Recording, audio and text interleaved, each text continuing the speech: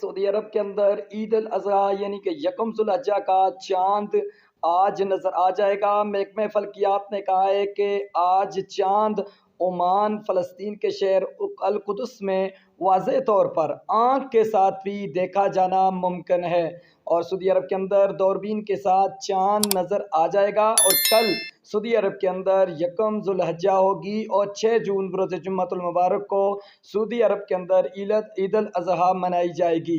तो आपको बता चलूँ कि इससे कबल के सऊदी अरब के अंदर ये ऐलान किया गया था कि तमाम लोग चाँद को बाहर देख कर निकलें।